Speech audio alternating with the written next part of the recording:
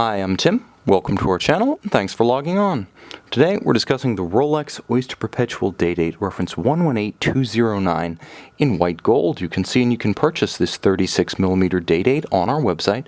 Subscribe to our YouTube channel if you enjoy these videos, and please click on the card in the upper right-hand corner of the screen at any time during this video to see our full sales listing for this watch, with additional accessories included in the sale, high-resolution images for your desktop, and naturally complete pricing details for this Y series, which is roughly 2001-2002 Rolex Oyster Perpetual Day-Date. Now, the watch on my wrist is the classic profile of the timepiece nicknamed President. Officially the Day-Date, it's often been considered the unofficial watch of both presidents and presidents for life. But whether you're in the free world or bringing the free world to its knees, this is a timepiece that speaks to gravitas. A watch that doesn't need to be big to have an outsized personality. It's 36mm across the round of the case, not inclusive of the crown.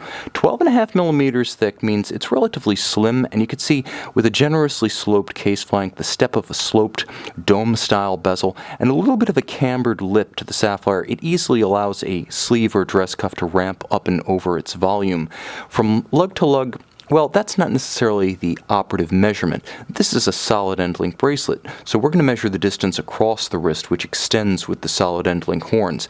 Now we're talking 47.6mm across the wrist, which still means even if your wrist is as small as approximately 13 to 13.5 centimeters in circumference, you're going to wear this one with security, style, and a good appearance of proportion. Now, entirely in gray gold, more on that in a moment, the watch is substantial.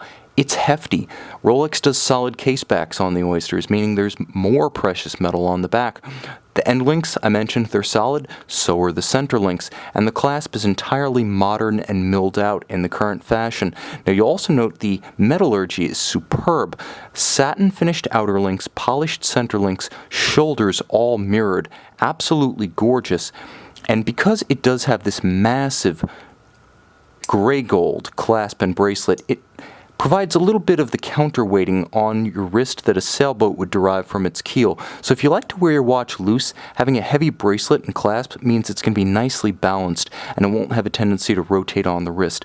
Okay, now back to that term gray gold. What does that mean? Well, white gold traditionally has meant a milky yellow pseudo-white gold that is then covered with either rhodium in the best case scenario or nickel in the worst case scenario. In general, plated is the rule with white gold. Rolex makes what's known as gray gold in the industry. It's visually indistinguishable from white, only it's homogeneous, so it's the same white metal all the way through. Scratch it, scuff it, or even dent it, and you don't see anything milky and yellow underneath. It's just more white gold. The watch has a unique domed-style bezel that's rarely seen in the Day-Date family, giving way to a gorgeous grayscale dial with applied white gold Roman numerals, white gold hands at center, white gold Rolex 5-pointed coronet, and a spectacular radially grained gray sunburst.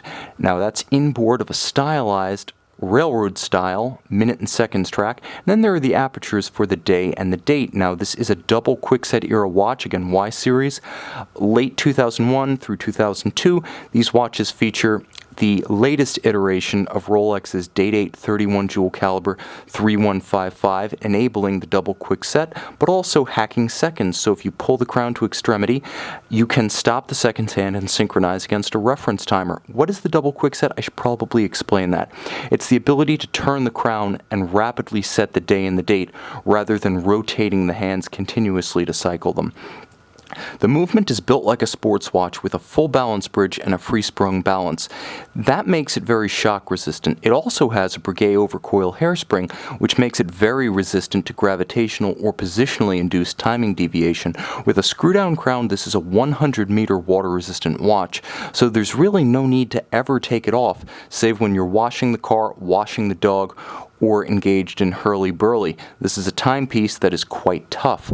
Despite its dress watch appearance, nevertheless, it does feature the same fundamental train and balance architecture as the 3135 featured in the Datejust and the Submariner. Now, it also features, because Rolex tests beyond the limits of the COSC test, the ability to meet chronometer specifications as a fully cased-up watch, the final test before Rolex ships its completed timepieces, a watch that's equal-measured, refined, and tough. This is a timepiece whose reputation precedes it. You can see it and make it your own on our website.